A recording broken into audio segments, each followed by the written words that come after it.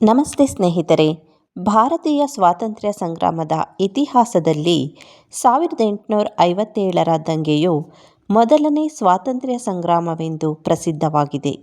ಇದಕ್ಕೆ ಮುಖ್ಯ ಕಾರಣ ಬ್ರಿಟಿಷರು ಭಾರತೀಯರ ಮೇಲೆ ನಡೆಸುತ್ತಿದ್ದ ಅತಿಯಾದ ಕ್ರೂರ ನಡತೆ, ಅವಮಾನಕಾರಿ ಸಂಗತಿಗಳು, ಧಾರ್ಮಿಕ ಅವಮಾನಗಳು, ದೇಶೀಯ ರಾಜರುಗಳ ಅಗೌರವ ಮುಂತಾದ ಅಂಶಗಳು ಇದಕ್ಕೆ ಕಾರಣವಾಗಿದೆ.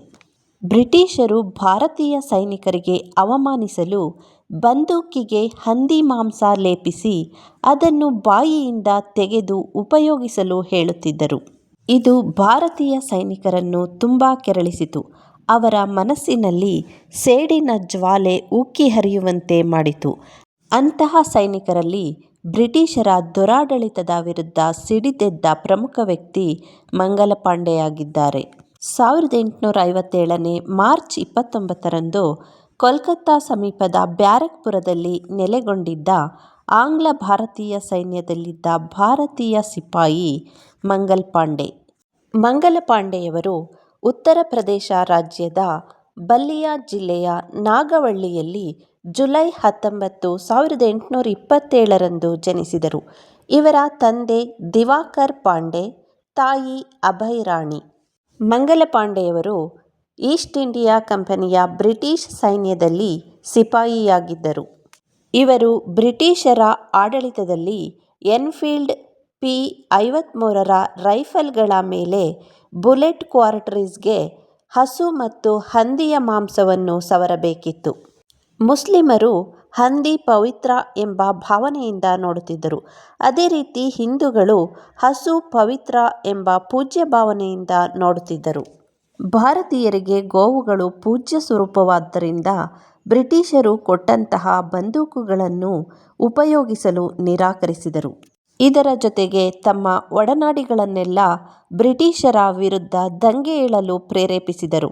ಅಲ್ಲಿದ್ದಂತಹ ಮುಸ್ಲಿಂ ಸೈನಿಕರಿಗೆ ಹಂದಿ ಮಾಂಸ ಲೇಪಿಸಿದಂತಹ ಬಂದೂಕುಗಳನ್ನು ಉಪಯೋಗಿಸಲು ಕೊಡುತ್ತಿದ್ದರು. ಇದು ಅವರೆಲ್ಲರೂ ದಂಗೆ ಏಳಲು ಪ್ರಮುಖ ಕಾರಣವಾಯಿತು. ಹಲವಾರು ವರ್ಷಗಳಿಂದ ಭಾರತೀಯರು ಬ್ರಿಟಿಷರ ದೌರ್ಜನ್ಯಕ್ಕೆ, ದಬ್ಬಾಳಿಕೆಗೆ ಬಲಿಯಾಗಿದ್ದರು.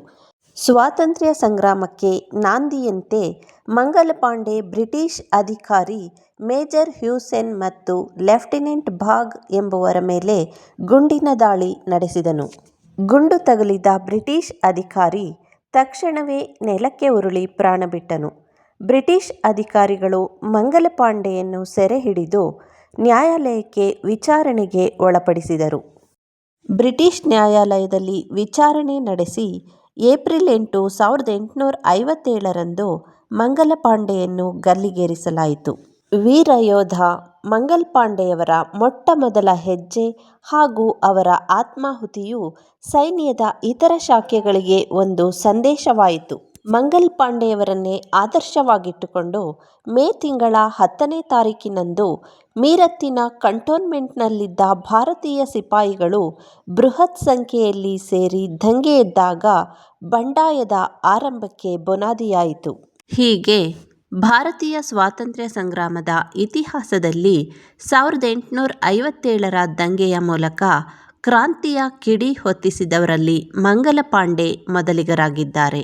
ಮಂಗಲ ಪಾಂಡೆಯವರ ಈ ಬಂಡಾಯವು ಬ್ರಿಟಿಷರ ದೌರ್ಜನ್ಯ, ದಬ್ಬಾಳಿಕೆಯ ವಿರುದ್ಧ ಹೋರಾಡಲು ಭಾರತೀಯ ಸ್ವಾತಂತ್ರ್ಯ ಹೋರಾಟಗಾರರಿಗೆ ಸ್ಫೂರ್ತಿಯ ಸೆಲೆಯಾಯಿತು. ಇದಿಷ್ಟು ಮಂಗಲ ಪಾಂಡೆಯವರನ್ನು ಕುರಿತ ಮಾಹಿತಿಯಾಗಿತ್ತು.